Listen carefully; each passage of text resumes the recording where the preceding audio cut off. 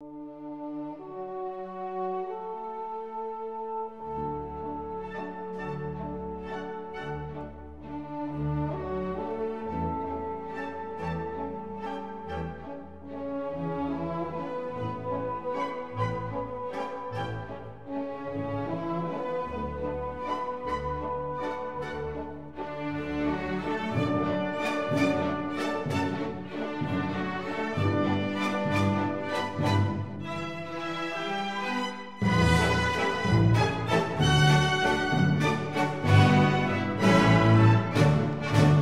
och välkomna till ett nytt avsnitt av Hidden in Sweden.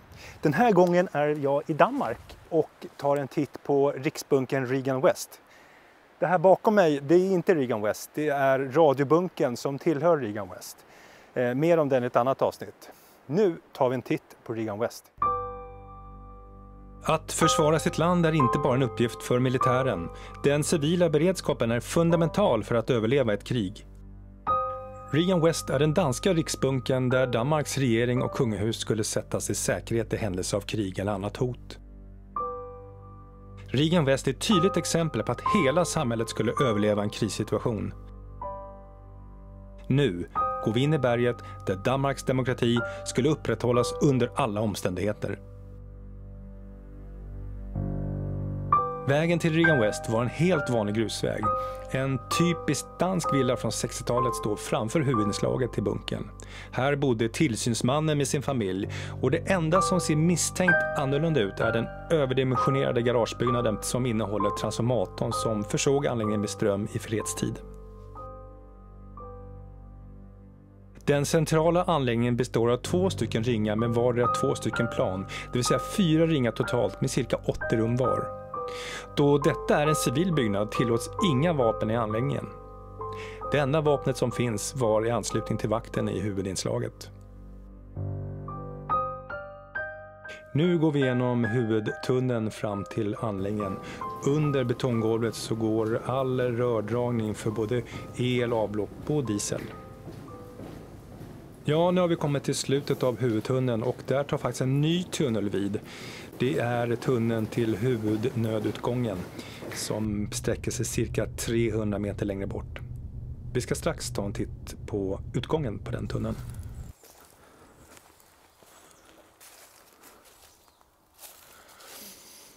Ja, man känner varmluften ända härifrån. Det här är 300 meter lång gång. Det går trappor rakt ner. Jag vet inte hur många, men rätt många trappor. Vi ska ta och kika in i gallret där så ska vi ta fram ficklampan och se om vi kan se något.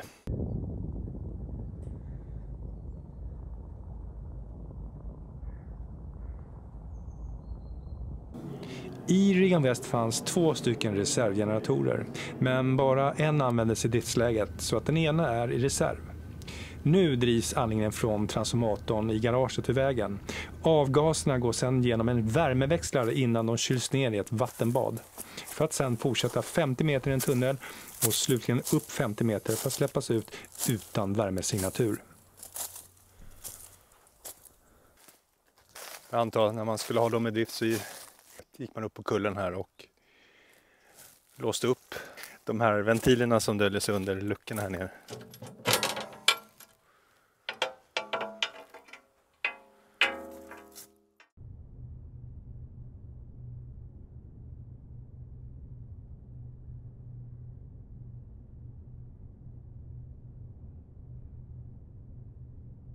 Inga ledamöter i Folketinget skulle evakueras hit eftersom kungen eller drottningen utfärdar provisoriska lagar enligt paragraf 23 grundlagen.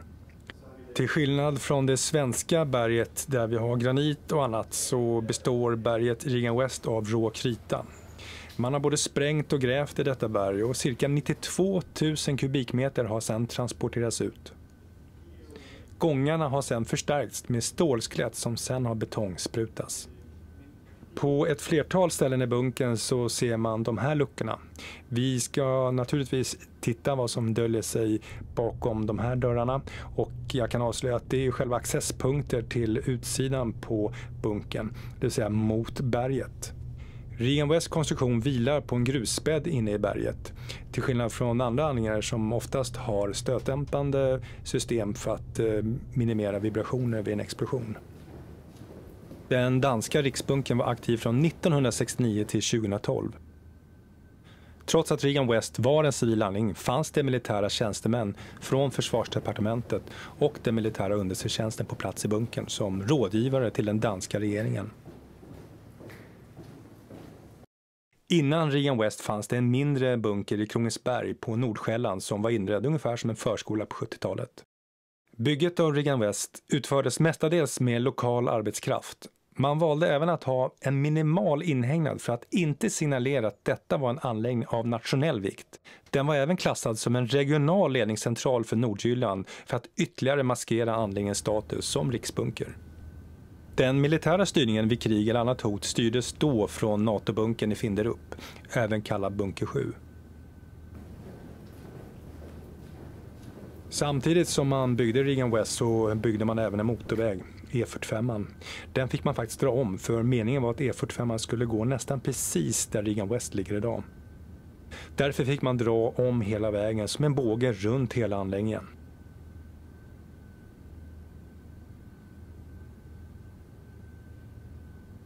All viktig elektronisk utrustning vilade sedan på stötdämpande system.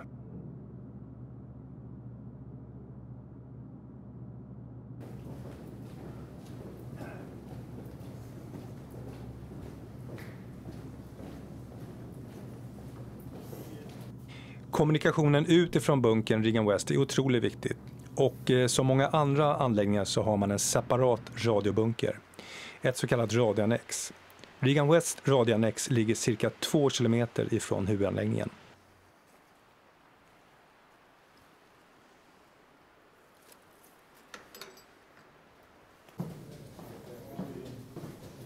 Totalytan är 5500 kvadratmeter.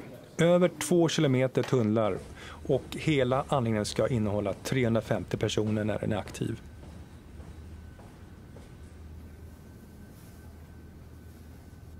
Och även på de här bilderna ser man att själva möbleringen är otroligt sparsam och det är inga breda sängar man har.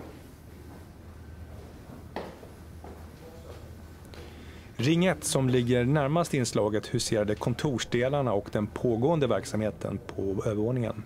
Men den viktigaste delen på detta plan var ju såklart The Situation Room. Och nedervåningen inhyste kommunikationsrummen, teknisk utrustning och den viktiga radiostudion för att kommunicera med Danmarks befolkning. Dessutom fanns sjukhusdelarna här nere inklusive läkare och sjuksköterskor. Ringarna är uppdelade i 4 delar. Längs varje ring finns en korridor på insidan av ringen. Standardstorleken på rummen är 10 kvadratmeter. Rummen i den norra halvan har jämna nummer och i den södra halvan udda nummer. I ring 1 är färgerna grön på nedervåningen och blå på plan 2. Och i ring 2 är nedervåningen orange och övervåningen gul.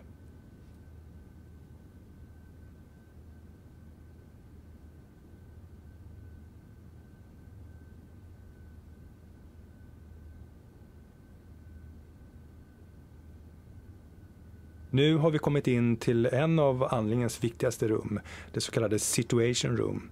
Det var här alla viktiga beslut skulle tas och lägesbilder av omvärlden skulle studeras.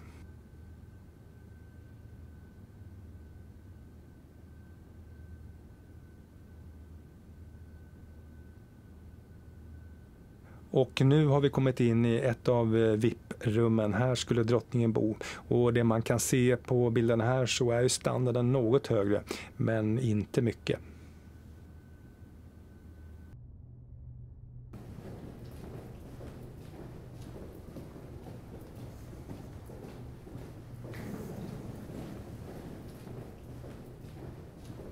Och här kommer vi in i fläktrummet där all rening av luften skulle ske.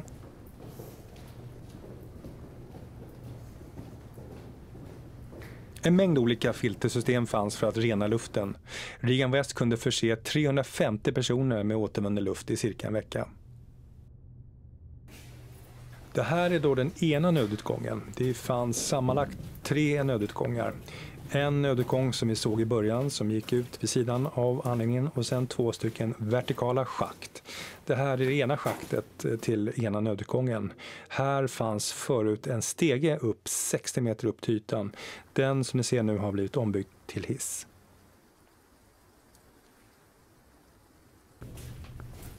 Nu går vi ut ifrån nödutgångarna och man kan tydligt se kritstenen på sidorna av tunneln och jag vet inte vad ni kan se, men man ser lite svarta stenar och det är faktiskt flinta.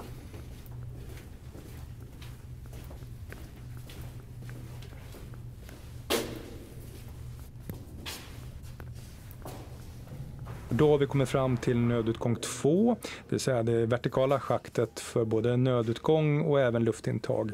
Det här är ett runt schakt där man kunde transportera ut folk i en korg eller en raket som man vinschar upp på ytan för de som inte kunde gå själva i stegen.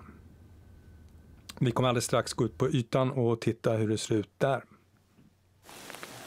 Huruvida det här är avgastorn eller luftintag eller nödutgång. Nödutgång är det nog inte, men vi får nog gå tillbaka. Jo, banne att det inte är det. För här är nog den här som man vinschar upp människor med. Raketen som jag pratade om tidigare, eller ska prata om.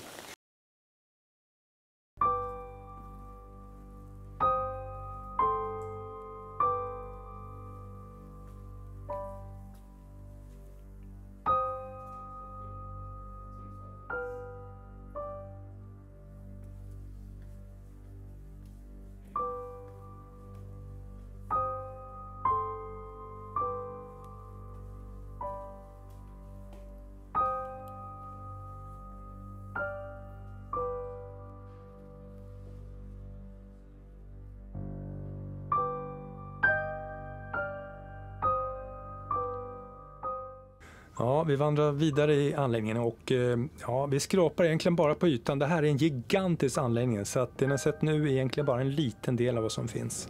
Nu har vi kommit in till köket och vi kommer fortsätta in till själva vardagsrummet och matsalen och även uppehållsrummen där man umgicks.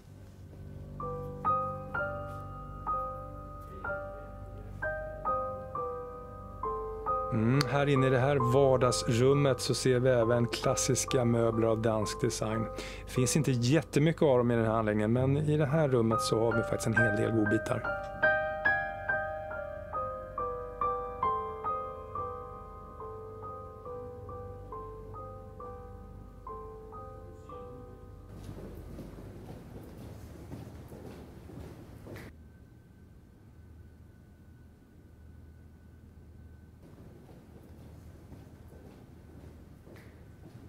Kombinationen av de runda inneväggarna och fondtapeterna i lunchrestaurangen skapar faktiskt en härlig atmosfär här inne.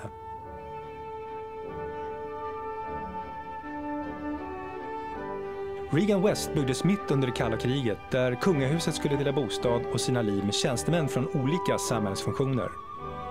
Här skulle man leva sina liv sida vid sida under ett tredje världskrig. Som alltid, tack för att ni tittade, så ses vi snart igen.